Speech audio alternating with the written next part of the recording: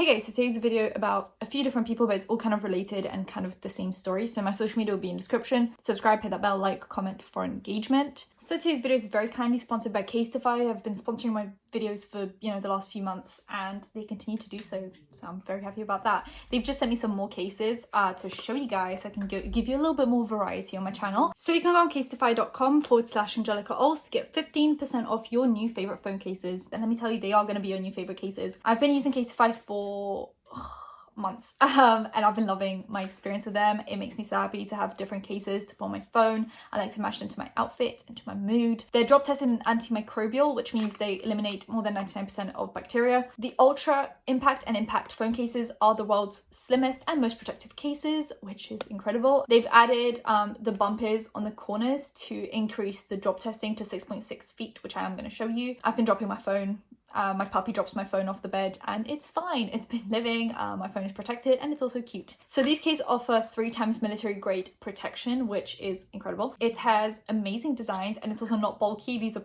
really slim cases for how much protection they give me. So these are engineered with 2-layer construction Chi tech, and because of that they are drop test approved for up to 6.6 feet. They come in a ton of designs, which is my favorite part. I picked this leopard print, pink leopard print. It's really cute. I have this one, which is actually made from bamboo materials, and it's 100% biodegradable and 100% compostable. And it's so cute. It's pink and it looks like stone. It looks like kind of like a rock. It's got like these little dots in it. I think it's so cute. It's like one of my favorite cases and it feels really, really nice. That's fine. I also have this one, which is a cow print. I already have the black cow print and I thought the pink one would be a good addition. If I see cow print, I'm gonna take it. And then I have this one, which moves around. And it just says Angela on it because Angelika would be too long, so I do my nickname. You can get custom designs like this one or pre-made designs like this one. So it just depends kind of what you're feeling. So like I said, if you want your new favorite phone cases for 15% off, you can go on casetify.com/Angelika Oles. Now let's get back into the tea. Recently we spoke about obviously James Charles and that whole situation, and he recently filmed an apology video called Holding Myself Accountable for talking to people he shouldn't be talking to. There are some things, I guess, that you could say are consequences of his actions, like he has lost 100,000 subscribers, but that's not a lot in the grand scheme of things. He still has, Morphe with him. He still has his channels fully functioning, his TikTok's fully functioning, everything works the way it should be working for him. But a few things are kind of, starting to go south. So Morphe recently posted this picture of them restocking the Morphe palettes, the mini and the big size, and they got so much hate under that picture that they deleted the whole thing. They deleted the picture. Obviously it's still restocking, but they're just not announcing it as much, which is more shady than anything. Just let people just either post it and accept the hate or drop him. In his video recently, he spoke about how there are 2 accusations against him, and that's false. There are 2 accusations from last year, 2 accusations since he posted the video, and a few accusations kind of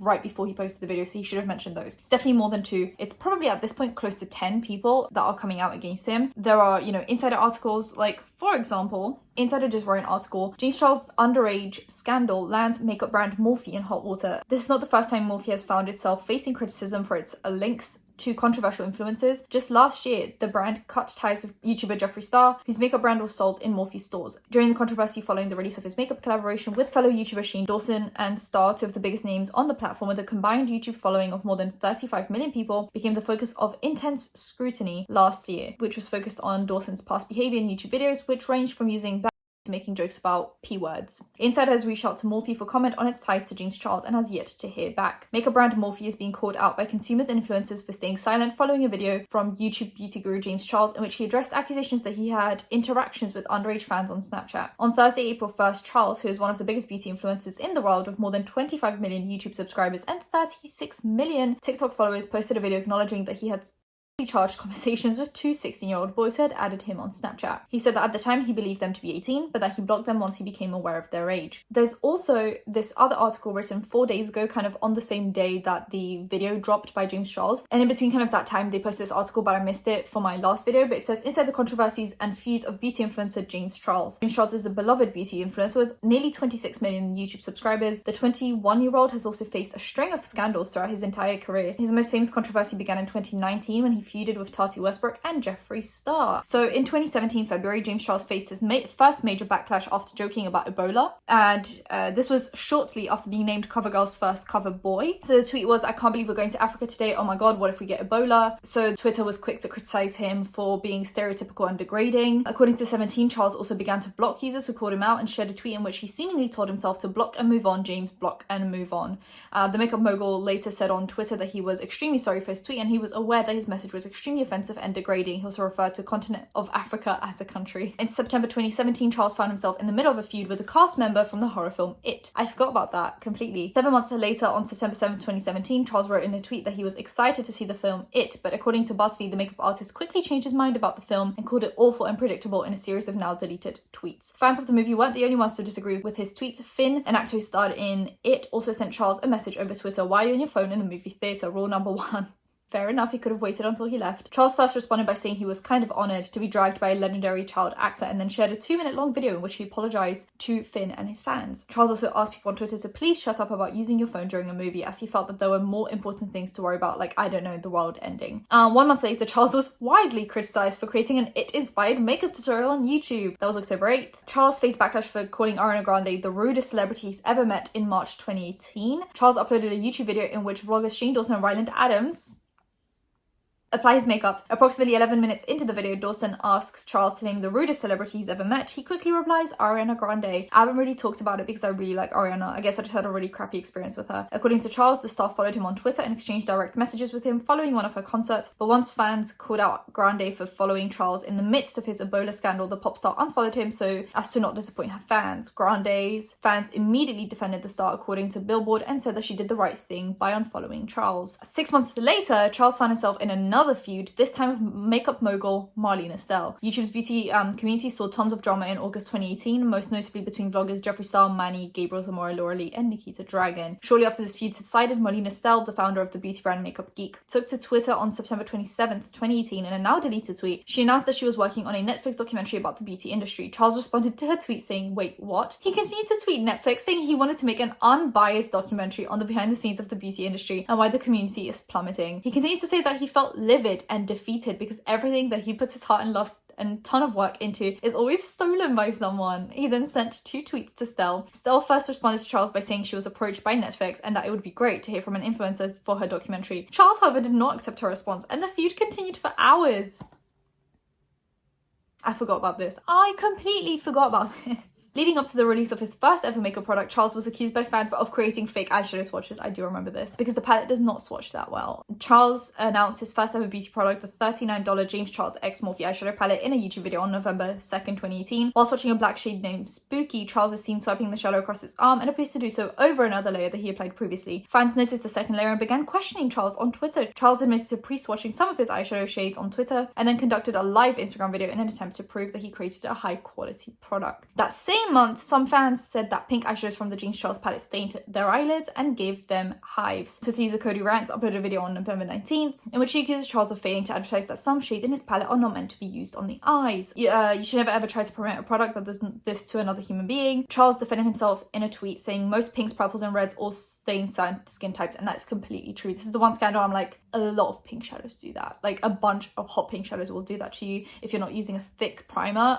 That's going to create like a block between the shadow and the skin. You're going to get staining. If you use like clear primers, a lot of time it will get through. I never have an issue with it. I don't know if it's just my skin type. Maybe I think my skin's just really greasy, so it doesn't like allow the shadows to penetrate. I also use a really thick primer, but this isn't really a scandal. You accusing me of lying to fans and not caring about people is a ridiculous cry for attention. Charles continued, if you have hives, consult your dermatologist, not me for likes on Twitter. Cody Rants did not accept his response, writing on Twitter, your lack of sympathy for someone who was harmed by a product with your name on it is truly shocking. Some called the makeup artist a hypocrite after he destroyed the James Charles X Morphe palettes and he criticised another YouTuber for doing. That is very true. At the end of December 2018, a YouTube star named Lauren Godwin shared a video of her destroying a James Charles X Morphe eyeshadow palette, which she paid for so she can do whatever she wants with it. There are people who can't afford the palette, can't get it because it's sold out, or have been scammed by knockoffs, Charles replied in a now deleted tweet, according to We the Unicorns, and she's gonna buy one just to destroy it for likes on TikTok. This isn't it, sis. Godwin followed up with a YouTube video in which she said she had no harsh feelings towards Charles and even bought an extra palette to use. Charles then replied in a tweet where he apologized to Godwin, saying it wasn't that deep and that she shouldn't receive hate. A few days later, however, Charles appeared in a Jeffree Star YouTube video where the two makeup moguls are seen destroying makeup, including their own palettes. Many felt the video was hypocritical and questioned Charles about it on Twitter.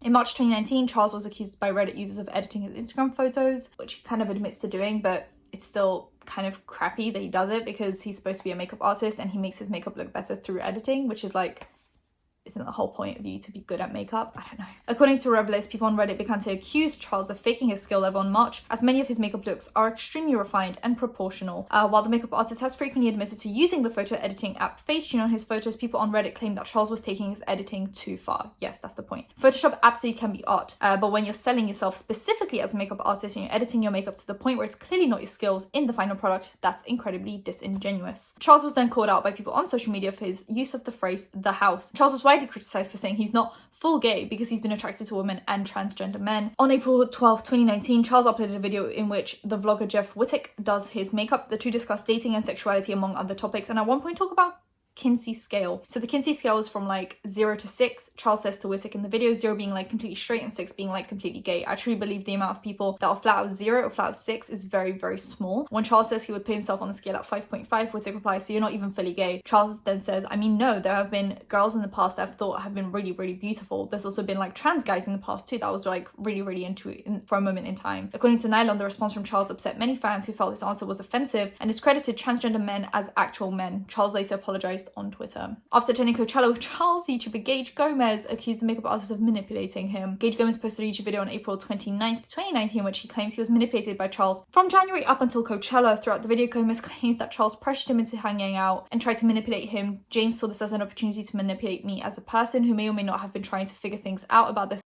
After the fact, I told him I was straight multiple times. Charles took to Twitter with a statement in which he said Gomez never told him he was straight. Charles also claimed that Gomez was looking for an opportunity to spend time with influencers. We're not even finished yet. Isn't this kind of crazy? While attending the 2019 Met Gala, Charles was accused by fans of copying a red carpet look worn by Zoe Kravitz, which he previously mocked. After the Met Gala, Charles was criticized yet again for talking about social media influencers as if they were a marginalized group. After attending his first Met Gala, Charles took to Instagram to share a photo from the event. In the caption of his photo, he thanked YouTuber Alexander Wang for inviting him to the ball. Being invited to such an important event like the ball is such an honor and step forward in the right direction for influencer representation in the media, and I'm so excited to be a catalyst. Charles wrote on Instagram, according to Revelist, people on social media criticized Charles for seemingly describing influencers as a marginalized group and felt that his caption was ignorant. Arguably, his biggest scandal to date occurred in May 2017. May 2017? Oh my god, was it May 2017? I swear it was 2018. This has to be a typo. Oh yeah, 2019. But in the subtitle it says 2017, but it's actually 2019 then in the actual... Anyway, on May 10th, 2019, Westbrook uploaded a 43-minute long video called Bye Sister to her YouTube channel. She said in the video that she'd be ending her long-time friendship with Charles because she was completely blindsided when he endorsed Sugar Bear Hair, a direct competitor of her Halo Beauty vitamin brand. Westbrook criticized the YouTuber for being influenced by fame, power, and a fat bank account, and called him a bad role model. I'm laughing because I think this is all just like... it's too much for creating oversight content. She had also made serious claims about Charles, alleging that he leveraged his fame to manipulate boys. Charles denied this unsubstantiated claims, and Westbrook went on to delete the video, though it's since been reposted by fans. Charles' reputation ultimately took a hit as a result of the feud. He lost 3 million YouTube subscribers at the time, and some people even destroyed his merchandise. Star later involved himself in the falling out by calling Charles a danger to society. Hours after Westbrook released Bye Sister, Charles apologized in a video of his own called Tati. However, Star then ignited the feud once again by saying in a tweet that Charles was banned from his home and is a danger to society. Star never produced substantive evidence to back up his claims, and later said during an appearance on the Mum's Basement podcast that he didn't know if a recording he claimed to have from an alleged victim of Charles's was real. Some influencers like Gabriel Zamora and Nikita Dragon came to his Charles's defense, who defended himself in a video titled No More Lies on May 18th. Then we have hashtag James Charles is over party began trending on Twitter in January 2020 when some people thought he sang the N-word in a video posted to his Instagram story. So he posted a video of himself singing My Type and people thought he said the N-word. When asked about the clip on Twitter, Charles replied, no, turn up the volume and listen, I skip over it. How stupid would I have to be to confidently record myself singing the N-word and still have it up the next morning. He participated in the controversial mugshot trend in April 2020. In the middle of the COVID-19 pandemic, Charles attended a party alongside dozens of other influencers. Charles criticized Alicia Keys for creating a beauty brand and later apologized on Twitter. He faced a similar feud with Lauren Conrad after she accidentally sent him empty makeup products from her namesake makeup line. He was later accused of stealing clothing designs from internet stars Ethan and Ela Klein. Charles defended TikTok star Charli D'Amelio after she was widely criticized online, leading to a minor feud with internet celebrity Trisha Paytas. In February 2021, Charles denied accusations made by a 16-year-old fan who said the influencer groomed him. In March 2021, other minors accused Charles of flirting and with them, but the YouTuber addressed the allegations in a YouTube video. And this is where we're at. It took me 10 minutes to get through his scandals. Are you kidding me? That's the basics on James Charles. There's 2 more accusations that have come out with people taking pictures of the pictures that he sent them on Snapchat. What I wanted to talk about is how he has pretty much only lost 100,000 subs, and it could be that he lost like 20,000 because he could have just been 20 over the limit and then dropped down. So he could have not even lost 100,000. So this is really a drop in the bucket for him. But we have people like Shane Dawson, who was cancelled, has a forever tarnished reputation. Like, no brands will probably ever work with him again. He's still losing subscribers like every month, every week sometimes. He's lost over 3 million subs at this point. He's cancelled, like actually cancelled, and he's trying to come back, and I feel like this is the opportunity for him to come back probably. That's what he's thinking in his head, like David's been cancelled, James is on the verge of cancellation, I might come back. But like, Shane never had accusations of, as far as I'm concerned, he never had accusations of actually messaging underage people or being inappropriate to underage people. It was always jokes about underage people, which is awful. But if you think about it, James is actually talking and soliciting from underage boys, whereas you have Shane Dawson making jokes about these things. So why is Shane cancelled and James isn't? Of course, Shane also has Black for Shane, but then you have James with the Ebola jokes. Why are we treating one way and the other not the same way? Jeffree Star still losing subs. Worse accusations than James Charles, but he's cancelled. Why is James Charles not suffering the same consequences? Morphe dropped both Shane Dawson and Jeffree Star, but they're still going strong with James Charles. So it's just like, how, why, when? Tati, she had the right idea, wrong execution, realistically, is what I said in my last video. She's cancelled, she's ran off the internet, and actually she took back her accusations against James Charles. And I recently watched a Jen Loves Reviews live stream about James Charles, and she made a pretty decent point saying that Tati made the accusations. People then told her that she was an awful person, that she had no proof, that she was an awful friend, that she was an awful human being for even making those accusations without any proof. In that moment, you might start doubting yourself, and then that's why she went back on the accusations, because she's like, what if I am an awful human being? What if I actually was in the wrong, and what I thought I knew wasn't actually what was happening, and what if I made these accusations, out of thin air? And so she probably just went back on her accusations because everyone called her out on them, right? I'm obviously not in her head, she could have just been lying.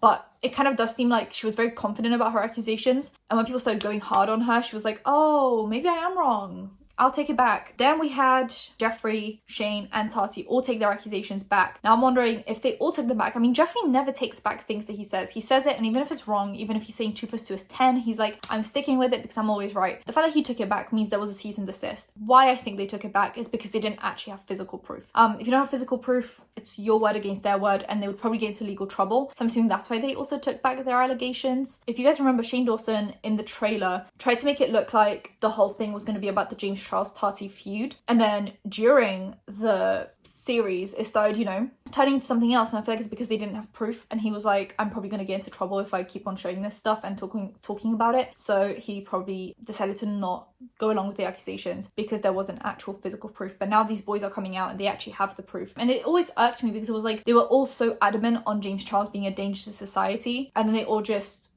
didn't talk about it and just let James be famous and have access to more people under the age of 18, which is really irresponsible in my opinion. Anyway, I'm just wondering why Shane, Jeffree, and Tati suffered a lot of the consequences and James is just getting by without any consequences when he's arguably doing the same stuff that they are. Tati didn't even do anything like that. She just made a really bad call with a friend, and she accused her friend of something without any proof, but she didn't commit a crime, which in all of this is, a good thing. Shane did really disgusting things on the internet, but then so did James and Jeffree. And why is James the only one that's getting by now? It just seems like he has a lot of controversies, but he's the only one getting through now. Pretty much just untouchable. He's uncancelable. He's gone through so many scandals that it's just like, it's just another one add on to the pile, but it's not really affecting him anymore, which is kind of a shame because he's not getting any consequences, no accountability. He's not learning from it. He's just kind of like, oh, I'll get away with it again and again and again because I've been getting away with it again and again and again. Do you guys think Shane Dawson's gonna come back now?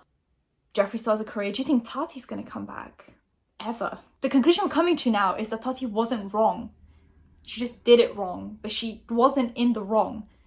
So is that the time for her to come back now? I don't know. And the last thing is, I saw on Twitter that he's trademarking a few things. So there's James Charles Productions, James Charles Artistry, James Charles, just trademarked, and James Charles Fragrance. He's obviously starting a podcast as well, and he's starting his makeup line. I feel like we all forgot that he's supposed to be having a makeup line. Like, he tweeted about this ages ago. In the grand scheme of things, I feel like most of the products are being produced already, or they're already produced. Is this the best time to release a makeup line though? Like, I feel like he didn't expect all of this to come out now. And I feel like the only reason that he's actually filmed that holding myself accountable video is because his makeup line's coming out, his podcast is coming out, and he was already dropped by instant influencer. You know, Morphe's holding on, but it's like, for how long? But I forgot that he had a makeup line coming out, and this is not great timing. Do you guys think he's gonna wait, or is he just gonna release it and hope for the best? So I feel like he still has, you know, loyal fans. He's not being cancelled at all, really. So, oh. Anyway, that's it for today's video. Let me know what you guys think in the comment section down below. Give this video a thumbs up if you enjoyed it. Subscribe, hit that bell, like, comment for engagement. So I'll see you in my next one. Bye guys.